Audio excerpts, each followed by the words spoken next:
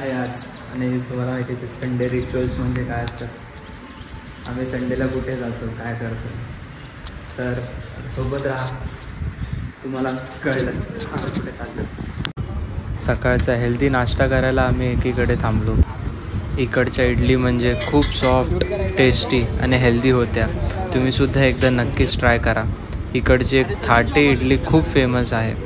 या रेस्टॉरंटचं नाव होतं नाद ब्रह्म इडली. आणि त्यानंतर आम्ही निघालो हायवेला, जिथे रस्त्यात खूप ट्रॅफिक मिळाली सकाळची आणि त्यासोबतच चहाची गरज वाढत चालली होती.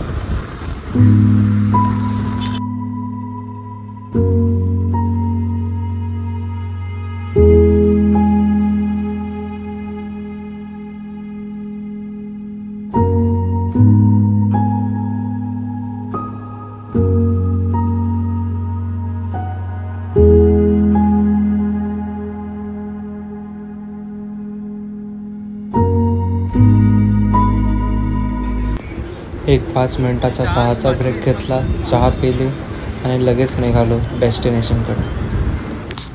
पेट्रोल भरायला थांबलो आता आम्ही. तुम्ही गेस करू शकता तोपर्यंत की आम्ही कुठे चाललो आहेत ते. सिनेमॅटिक्स आवडतात की नाही.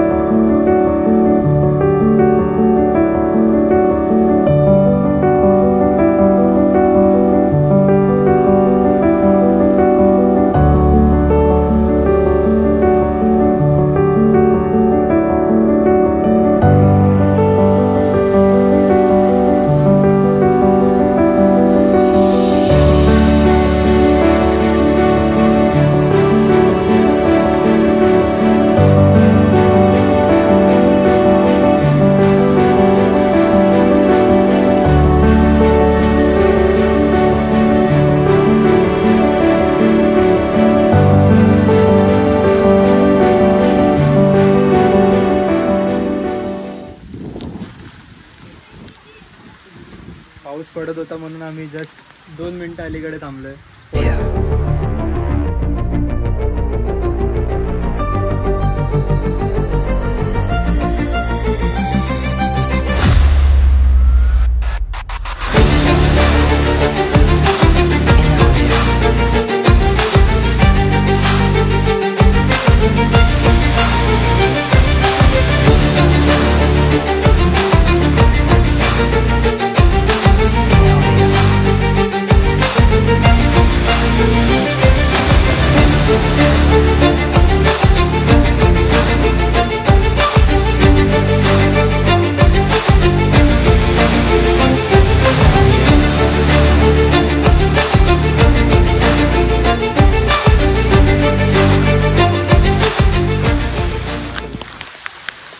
तुम्हाला सकाळपासून ज्या जागेसाठी आम्ही म्हणत होतो की आम्ही कुठे चाललोय गेस करा, ती जागा ही आहे. ह्याला वांद्री डॅम किंवा वांद्री लेक पण म्हटलं जातं. जस्ट इथे अरे यार थांब.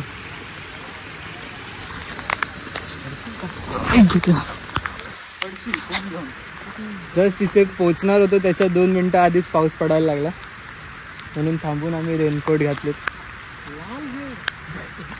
आणि थोडीशी ऑफ रोडिंग पण होती जी तुम्ही बघितली असाल. पूर्ण हिरवंगार आहे इथे. गार नाही आहे, गरम आहे, गरम होतं इथे, थंडी नाही लागत. रेनकोट घातल्यानंतर गार तिथे खूप गरम असतं. आणि आता काय दुसरा पर्याय नाही आमच्याकडे, कारण नंतर थंडी लागेल भिजलो की. कारण इकडनं परत 25-30 किलोमीटर जायचं आहे, ते पण स्कूटीवर ना. खूपच गार वाटायला नको म्हणून आम्ही रेनकोट घालून ठेवला आहे. जेव्हा लास्ट टाइम आम्ही इथे आलेलो तेव्हा हे फेन्सिंग नव्हती, आम्ही तिथे खाली जाऊ शकत होतो.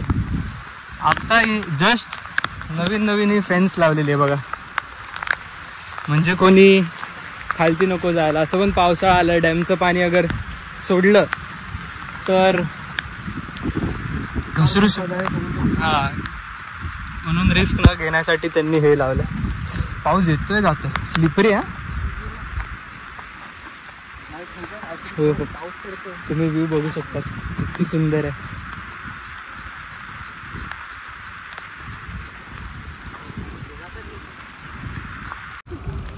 हे बघा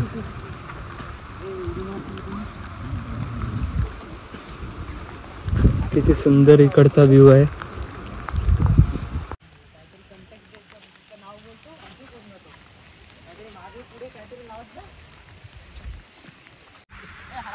खूप चढण आहे, सवय नसल्यामुळे इथेच श्वास फुलतो माझा. बघू शकता तिथून आलो आम्ही, तिथे खालून बाईकसोबत. असं बघायला गेलं तर आत्तापर्यंत जेवढे ट्रॅक केले त्याच्यासमोर हे काहीच नाही आहे. याला ट्रॅक नाही म्हटलं जाणार, पण तरीसुद्धा सवय नाही ना, म्हणून असे आलो तिथे. ओ हो, तुम्हाला व्ह्यू दाखवतो. रेडी बघा.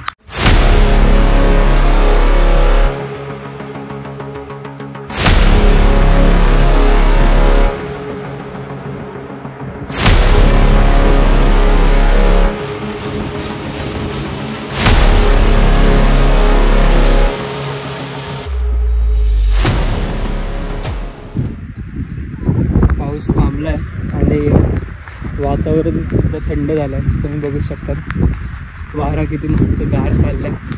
रेनकोटच्या आत तर गरम होतं, काढूनच टाकतो बेस्ट.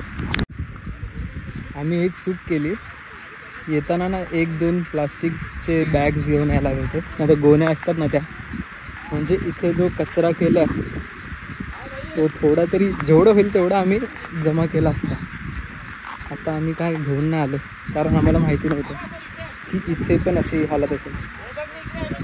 रस्ता बघा ना कसला स्लोप आहे, तर तिकडे गेलेत. आणि मला भीती वाटतं की मी घसरायला नको, कारण एका हातात आयफोन. ओय होय,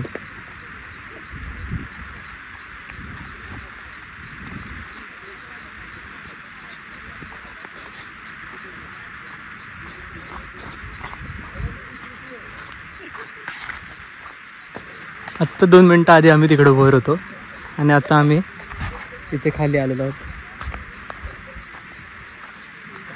मजा तर खूप येते.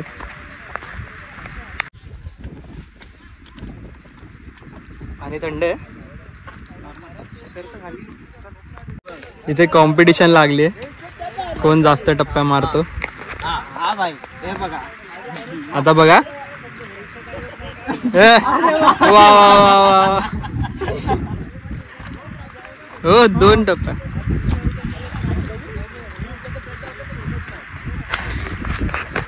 मी VIP एंट्री नंतर मारेन, त्यांना पोट भरून घेऊया. बघा अखिल किती मारतो, 1 2 3 4. ओ हो हो ओ हो हो हो हो, आवड द्या रे अखिलला. मी जरा विचार केला की थोडा आतमध्ये जाऊन बघूया, पायवाट तर दिसते, हा रस्ता जातो कुठे करून. तर जिथे कुठे हा रस्ता जात असेल सगळीकडे दारूच्या बाटल्या, कचरा, खातायत पितायत, ग्लासेस असेच टाकलेत. जमलं तर या तुम्ही, तुम्हाला जे करायचं ते करा, पण तो कचरा तरी सोबत घेऊन जा. एवढं पण लोकांना जमत नाही ते. आत्तासुद्धा खाली मी दाखवत नव्हतो, पण एक ग्रुप आला आहे ज्यांनी ड्रिंक करून ठेवले आणि जोरजोरात आरडाओरडा, त्याच दारूच्या बाटल्या त्या डॅममध्ये टाकतायत. आता हे डॅमचं पाणी कितीतरी गावांमध्ये जात असेल, पण त्याची काय पडलीच नाही. लहान पोरं ते पाणी पितात. भले पिणं चांगलं नसतं, पण गाववाल्यांकडे फिल्टर पण तर नसतात, म्हणून त्यांच्याकडे काय ऑप्शनसुद्धा नसतो. कधी कधी ते हेच पाणी फक्त गरम करून पितात. तर थोडी काळजी घ्या की पाण्यात गेलात, चला हातपाय धुवा, बाहेर या, आंघोळ पण केलात तरी चालेल, पण दारू पिऊन त्याच बाटल्या त्याच्यात टाकणं, कोणाला लागली बिगली इथेच असेच फेकून देणं, ती चांगली गोष्ट नाही ना. पण तेच आहे की एकट्याच्या बोलण्याने किंवा असं वाटत असेल हे फक्त मी ब्लॉगसाठी बोलतो, तर असं नाही आहे. आपण काहीच नाही करू शकत. त्या लोकांना आता नाही बोललो ते भांडतील, ओरडतील, मारामाऱ्या करतील, त्याचा काय अर्थ नाही.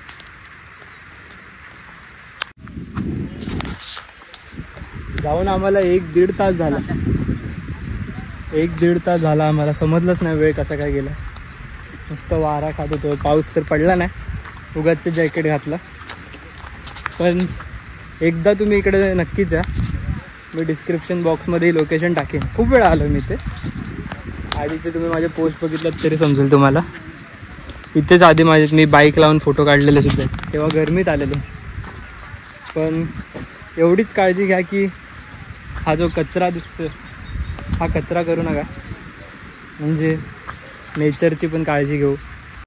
नाही तर मग माहितीच आता पॉल्युशन कसं झालं आहे, गरमी किती वाढली आहे. पण त्याची फक्त जरा काळजी घेऊया. बाकी सांगाच सिनेमॅटिक्स कसे वाटले. बघा तुम्हाला आत्ताच बोललो ना, अशी परिस्थिती आहे इकडची. म्हणून जाऊ आता काय, चांगल्या दिवसाची वाट नाही लावायची. मस्त लोकेशन आहे. अजून थोडा पाऊस पडला तर अजून थंडगार वाटेल. फॅमिली सोबत नक्कीच या.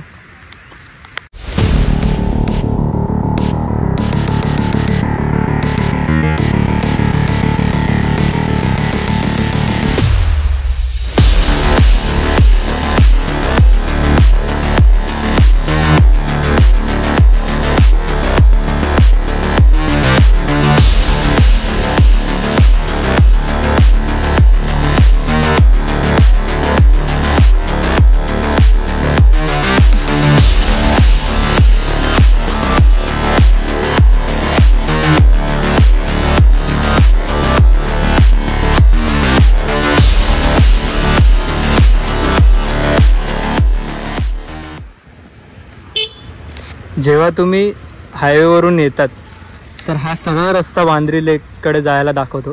पण त्याच्या आधी ह्या गावाकडनं लेफ्ट टर्न आहे. एकदम गावातून आतमधून जायला लागतं. हार्डली 1 किलोमीटर सरळ रस्ता आहे. कुठेच लेफ्ट नाही घ्यायचं, कुठेच राईट नाही घ्यायचं. तुम्ही त्या स्पॉटवर पोचाल जिथे आता आम्ही सिनेमॅटिक्स घेत होतो आणि जिथे आता आम्ही ब्लॉगिंग केला. तर हे लक्षात ठेवा, हे सावधान लावलेलं आहे. आणि हे घरं इथून लेफ्ट मारल्यानंतर सरळ जायचं. तो रस्ता सरळ घेतला की डॅमकडे जाईल. तिकडे काय बघण्यासारखं नाही आहे. चल इथून मेन मजा.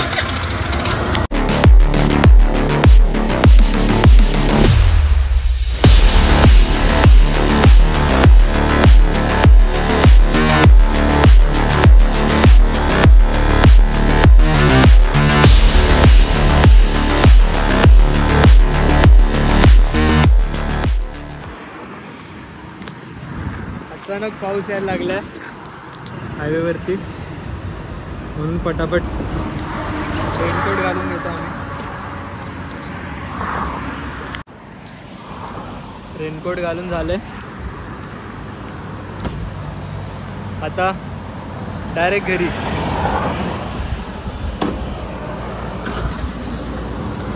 पाऊस बघूच शकतात कसा हे झालाय तो.